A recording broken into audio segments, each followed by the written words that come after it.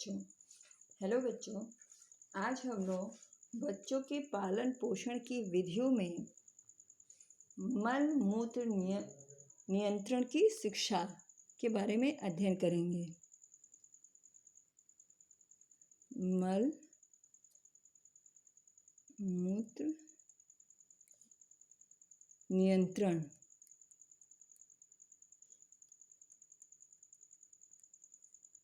की शिक्षा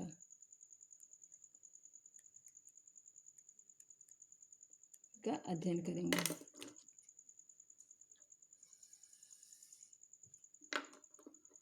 विकास क्रम में बालक मल त्याग की क्रिया पर पहले तथा मूत्र त्याग की क्रिया पर नियंत्रण बाद में सीखता है। सबसे पहले बच्चा जो होता है जब बड़ा होने लगता है तो सबसे पहले उसका नियंत्रण जो है पॉटी करने पे होता है। किस प्रकार वो मल को नियंत्रित करता है, कैसे वो नियंत्रित करके उसे समझ में आता है, बिस्तर पर नहीं करता, लंगोट में नहीं करता और बताना सीखता है। उसके बाद वो अपने मूत्र पर नियंत्रण करना सीखता है। मल मूत्र नियंत्रण स्नायु परिपक्वता पर निर्भर करता है। किस पर नियंत्रण करता है? स्नायु परिपक्वता पर। जैसे जैसे उसकी स्नायु परिपक्व होती जाती है उसका खुद के मल मूत्र पर नियंत्रण होने लगता है। बालकों को मल मूत्र नियंत्रण की शिक्षा उस समय से प्रारंभ कर देनी चाहिए जब बालक बिना सहारे के बैठने लगे। जब बच्चा जो है बिना किसी सपोर्ट के आराम से बैठने लगे तब उस अवस्था में मल मूत्र नियंत्रण की शिक्षा माता पिता को बच्चों को देना प्रारंभ कर देना चाहिए। मूत्र त्याग की आदत, इसमें सबसे पहले है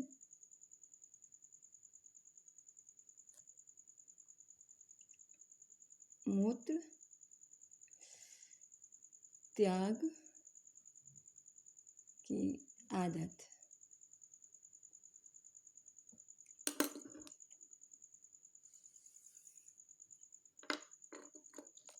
बालकों में मूत्र त्याग की आदत प्रारंभ से ही डालनी चाहिए। जब बच्चा छोटा हो उसी समय से उसमें टॉयलेट जाने की आदत को विकसित करना चाहिए। मांसपेशीय नियंत्रण के अभाव में शिशु मूत्र त्याग के लिए नहीं करता है। जब तक उसकी मांसपेशियों पर उसका पूर्ण नियंत्रण नहीं हो जाता तब तक वो अपने मूत्र पर नियंत्रण प्राप्त नहीं कर सकता और पेशाब कर देता और बिस्तर पे ही या लंगोट में ही पैंट में ही टॉयलेट कर देता है। माँ को चाहिए कि वो बच्चे के टॉयलेट का समय व अंतराल नोट कर ले। माँ को चाहिए कि बच्चा जो है कितनी कितनी देर बाद टॉयलेट कर रहा है और कितनी बार कर रहा है दिन में, इसे एक पेज पर नोट करते जाएं।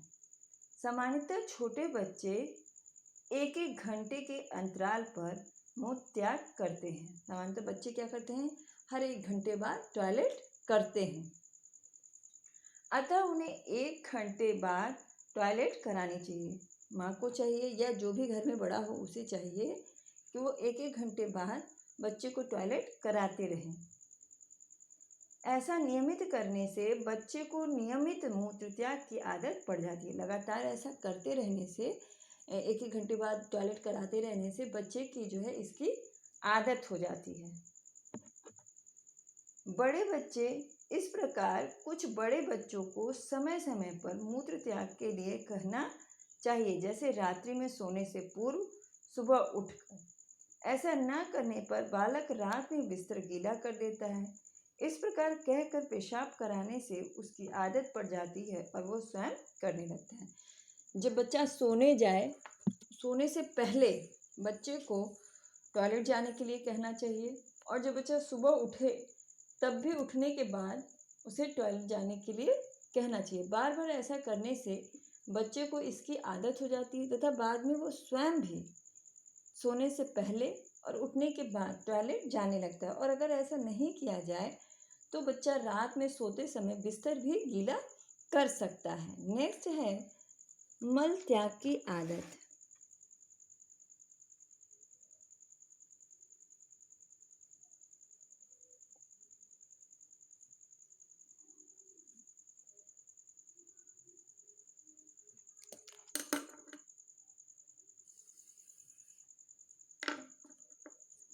स्वास्थ्य की दृष्टि से शिशु में मल त्याग की आदत का विकास उस समय से करना चाहिए जब वह बिना किसी सहारे के आसानी से बैठ जाए। पॉटी करने की आदत उसमें तब से डालनी चाहिए जब वो बिना किसी सपोर्ट के, बिना किसी सहारे के आराम से नीचे बैठ सके। उस समय से बच्चे को पॉटी करने की आदत डालनी चाहिए। लेविन वेवेल के अनुसार, लेविन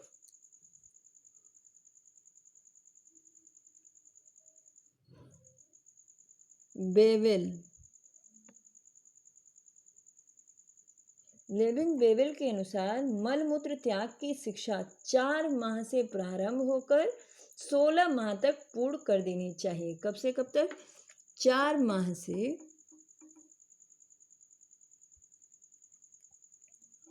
प्रारंभ कर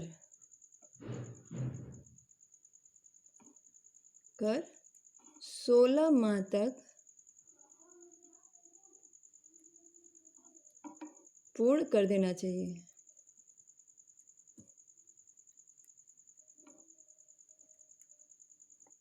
मलमूत्र त्याग की आदत जो है 4 माह से प्रारंभ करके 16 माह तक पूर्ण कर देनी चाहिए। मल त्याग की आदत का विकास 8वें माह से प्रारंभ करना चाहिए। इसके लिए निम्नलिखित प्रयास करने चाहिए। कौन कौन से प्रयास? प्रतिदिन मल त्याग के समय को नोट करना चाहिए, फिर नियमित समय पर उसे प्रेरित करना चाहिए। रोज जो है वो कितने समय पर पॉटी करने जाता है इसका समय नोट करना चाहिए और रोज उसी समय पर उसे जाने के लिए कहना चाहिए, प्रेरित करना चाहिए कि वो जाए और मल त्याग करे। नेक्स्ट है कि इसके लिए उसे निर्धारित समय पर पॉटी पॉट पर बिठाना चाहिए। बच्चा जो है बहुत छोटा होता है इसलिए उसे पॉटी पॉट पर बिठाना चाहिए एक निश्चित समय पर, और रोज उसी समय पर उसे पॉटी पॉट पर बिठाकर पॉटी करने के लिए कहना चाहिए। नेक्स्ट है मल त्याग की शिक्षा बच्चे को हमेशा प्यार से देनी चाहिए, ना कि कठोर अनुशासन द्वारा। बच्चे को जो है इसके लिए जो शिक्षा देनी चाहिए मलमूत्र की त्याग की शिक्षा, वो हमेशा प्यार से देनी चाहिए। उन्हें ना तो बहुत डांटना चाहिए, ना कठोर अनुशासन में उन्हें बिठा कर कहना चाहिए कि अब तुम्हें करना ही, बल्कि उन्हें समझा कर प्यार से कराना चाहिए। कठोरता से दी गई शिक्षा शिशु के व्यक्तित्व के विकास को कुंठित कर देती है, क्योंकि कुंठा संवेगात्मक तनाव को जन्म देती है। बहुत ज़्यादा अनुशासन के द्वारा, बहुत ज़्यादा डांट कर यदि उन्हें इसकी शिक्षा दी जाती है तो उन्हें कुंठा उत्पन्न हो जाती है, जो कि उनके संवेगात्मक विकास को प्रभावित करती है। नेक्स्ट है हमारा दांत निकलना।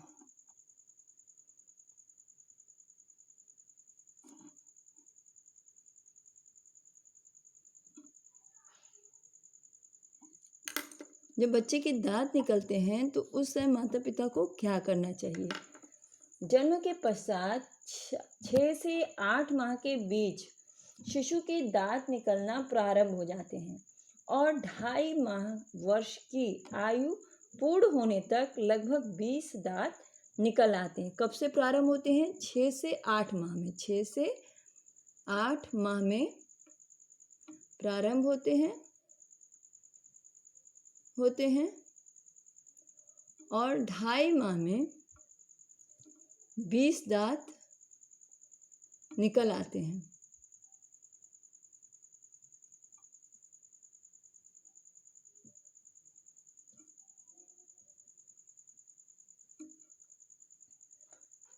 बालकों के दांतों के विकास की नींव तो गर्भकालीन अवस्था में ही प्रारंभ हो जाती है। जब बच्चा गर्भ में होता है, माँ के गर्भ में होता है, उसी समय दांतों की नींव प्रारंभ हो जाती है, किंतु वे पूरी तरह परिपक्व होकर जन्म के पश्चात 6 से 7 माह ही मसूड़ों से बाहर निकलते हैं। किंतु जब जन्म हो जाता है तो तुरंत दांत नहीं निकलते। नींव तो गर्भावस्था में ही प्रारंभ हो जाती है, परंतु जन्म के 6-7 माह बाद ही बच्चे के दांत निकलते हैं। दांत निकलने के दौरान बच्चों को अनेक शारीरिक कष्टों का सामना करना पड़ता है, जैसे दस्त होने लगते हैं, लूज मोशन हो जाता है, आंखें दुखने लगती हैं, बुखार हो जाता है। बालक के जीवन में दांत जो है 2 बार निकलते हैं। कौन, कितने, कैसे कैसे? पहला है अस्थायी दांत,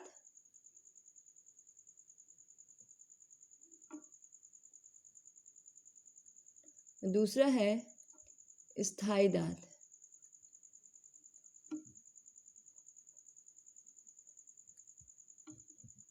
अस्थायी दांत जन्म के 6-7 माह बाद मसूड़ों से बाहर निकलना प्रारंभ हो जाते हैं। पहले कौन से दांत निकलते हैं? अस्थायी दांत, 6 से 7 माह में। इन दांतों को दूध का दांत भी कहते हैं। क्या कहते हैं? दूध के दांत।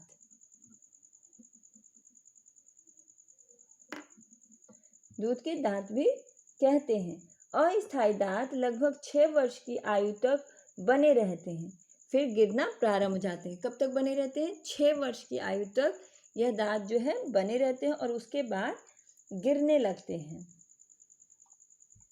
और उनके स्थान पर कौन से दांत निकलते हैं? स्थायी दांत। और उनके स्थान पर स्थायी दांत निकलने लगते हैं। स्थायी दांत 6 वर्ष की उम्र से निकलना प्रारंभ हो जाते हैं और 6 से 7 वर्ष की आयु में 1 से 2 दांत दिखाई देने लगते हैं। 6 वर्ष से प्रारंभ होकर के 6 से 7 वर्ष में 1 से 2 दांत, 1 से 2 दांत निकलने लगते हैं, निकल जाते हैं। फिर 10 वर्ष की आयु में 14 से 16 स्थायी दांत निकल आते हैं। जब बच्चा 10 साल का हो जाता है तो 16 दांत निकल आते हैं। यदि शिशु के आहार में पर्याप्त मात्रा में कैल्शियम होता है तो दांत आसानी से निकल आते हैं। 25 वर्ष की आयु में बढ़ाए गए 25 वर्ष की आयु में दाढ़ें भी निकल आती हैं, यानी कि चौघड़ वाली जो दांत होती है, चौड़ी दांत जो होती है वो निकल आती है 25 वर्ष की आयु तक। स्थायी दांतों की कुल संख्या कितनी होती है? इनकी संख्या होती है 30 से 32 दांत। 32 दांत, ये किसकी संख्या होती है? स्थायी दांत की। और अस्थायी दांत कितने होते हैं? 20।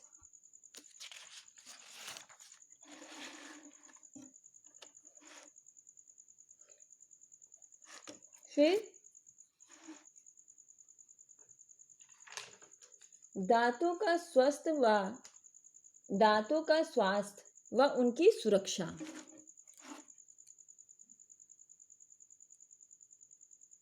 दांतों का स्वास्थ्य एवं उनकी सुरक्षा।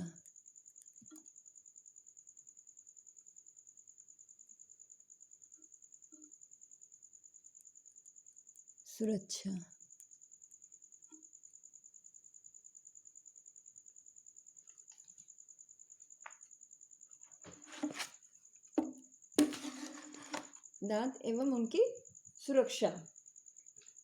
शारीरिक विकास में दांतों का विशेष महत्व होता है। इनका सही विकास चेहरे की बनावट को प्रभावित करता है। इनके सही विकास जो है किसको प्रभावित करता है? चेहरे की बनावट को, कि चेहरा जो है किस प्रकार लगेगा। अगर दांत नहीं होते हैं तो हमारा चेहरा जो है वो ठीक नहीं लगता है। इसके अतिरिक्त यह भोजन को चबाने का कार्य करते हैं, जिससे भोजन पाचन योग्य बनता है। इनके द्वारा क्या करते हैं? हम भोजन को बहुत अधिक चबाते हैं, जिनसे कि भोजन जो है पचनशील हो जाता है। दांतों को स्वस्थ व सुरक्षित बनाने के लिए निम्नलिखित उपाय करने चाहिए। पहला है कि बच्चों के आहार में पर्याप्त मात्रा में कैल्शियम, फास्फोरस और विटामिन डी को सम्मिलित करना चाहिए। किसको किसको? Calcium,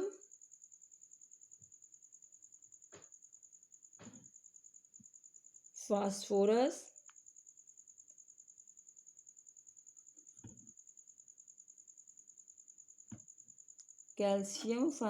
vitamin D.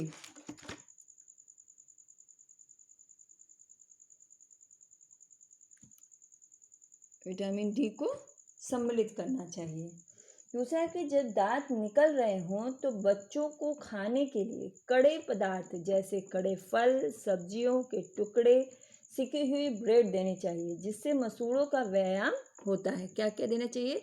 कड़े फल देने चाहिए, कड़े चने देने चाहिए, कड़े फल देने चाहिए, सब्जियों के टुकड़े देने चाहिए, ब्रेड देनी चाहिए सिकी हुई, जिससे कि किसका व्यायाम हो? एक्सरसाइज हो, मसूड़ों की एक्सरसाइज हो।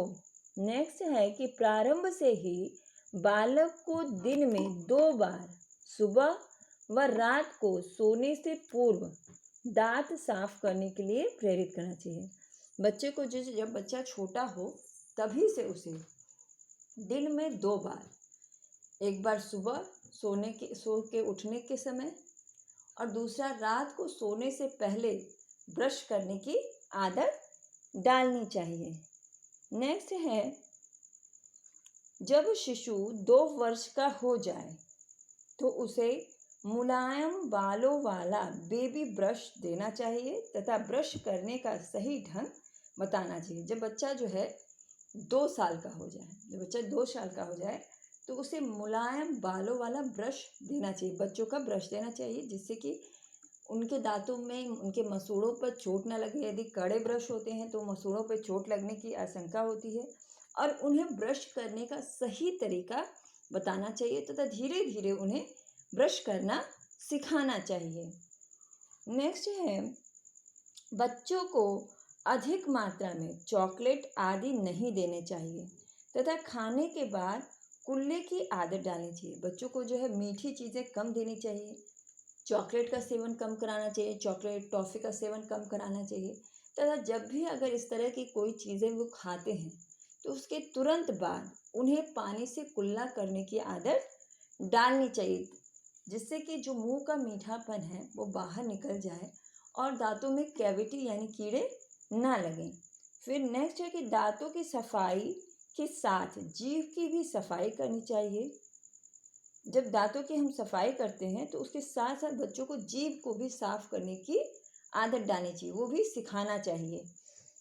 दांतों को पिन या सुई से नहीं कुरेदना चाहिए। जब दांतों में, कई बार बड़ों को देख करके बच्चे भी ऐसा ही करते हैं, दांतों को किसी भी सुई या पिन या कोई भी नुकीली चीज़ों से नहीं खोदना चाहिए, क्योंकि इससे कई बार मसूड़ों पे भी चोट लग सकती है और घाव हो सकता है।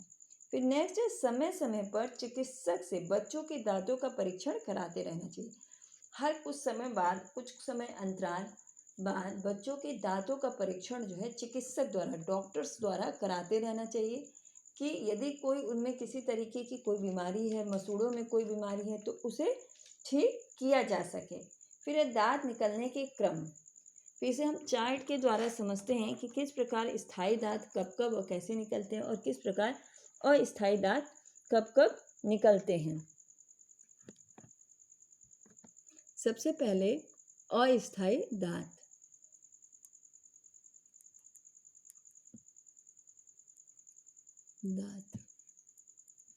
इसमें है निकलने का समय,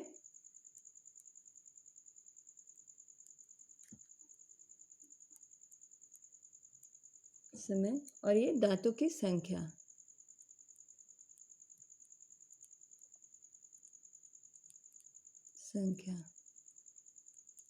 इसमें हो गया 6 से 8 माह में दांत निकलने शुरू हो जाते हैं। पहले 2 नीचे के मध्य छेदक दांत, 2 नीचे के मध्य छेदक दांत, नीचे की तरफ सबसे पहले 2 दांत निकलते हैं, वो भी छेदक। फिर 8 से 12 माह में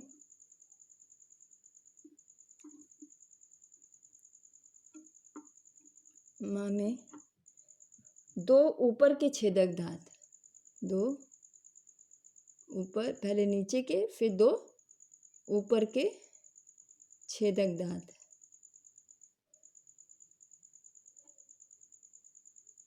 फिर 12 से 8 माह में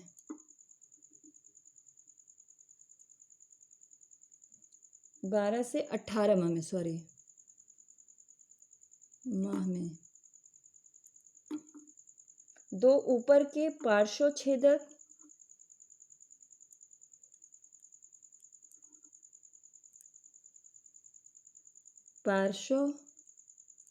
छेदक,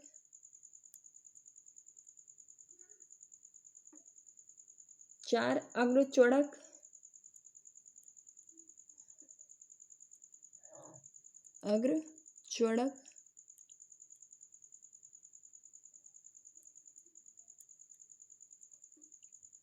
फिर 18 से 20 माह में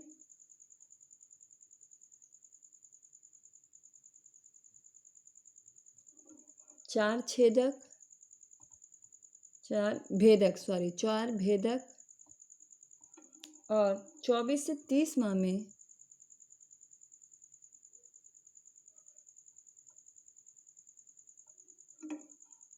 4 द्वितीय चौड़क 4 द्वितीय चौड़क।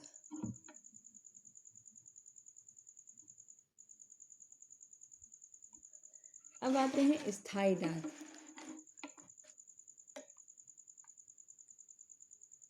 स्थायी दांत निकलने का समय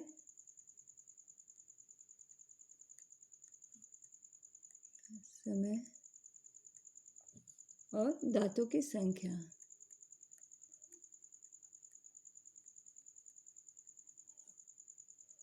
6 वर्ष में 1 या 2 स्थायी दांत,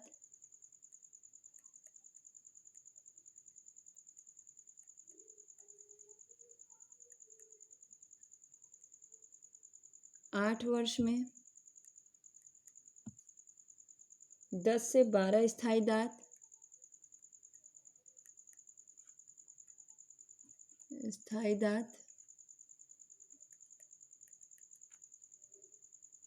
फिर 10 वर्ष में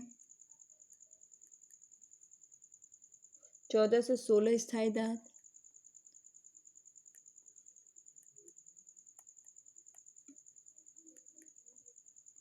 फिर 12 वर्ष में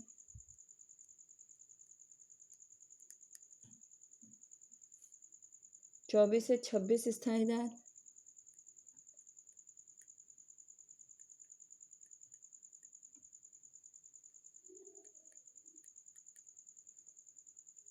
तेरह वर्ष में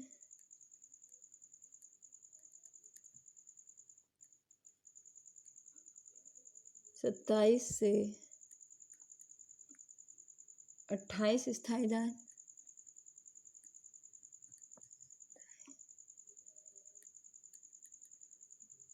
और 14 से 25 वर्ष में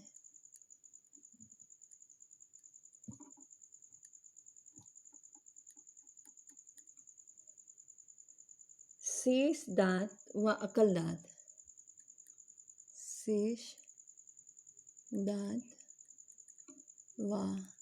दांत,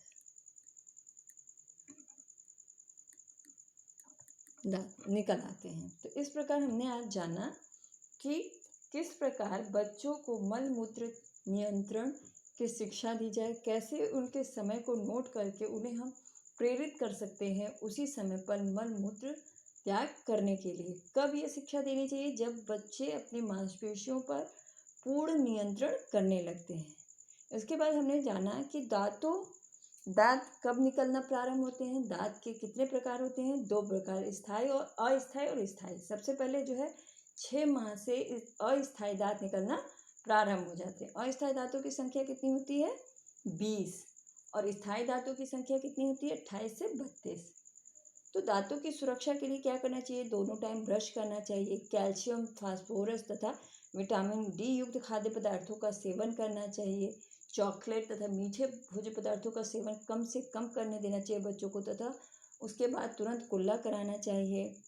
फिर दांत कैसे कैसे निकलते हैं, किस किस समय पे निकलते हैं, इसका अध्ययन हम लोगों ने किया कि किस प्रकार जो है 6 माह से प्रारंभ होकर के 24 से 30 माह तक संपूर्ण दांत निकल आते हैं। अस्थायी दांत 6 वर्ष की अवस्था तक वो टूटना प्रारंभ हो जाते हैं और 6 वर्ष से स्थायी दांत निकलना प्रारंभ हो जाते हैं। दांतों की सुरक्षा के लिए हमें बच्चों को मुलायम ब्रश देना चाहिए, मुलायम बालों वाला ब्रश देना चाहिए ताकि उनके मसूड़ों पर चोट न लगे। समय समय पर डॉक्टर से उसका चेकअप कराते रहना चाहिए कि उन्हें किसी दांतों में किसी प्रकार की कोई बीमारी तो नहीं है।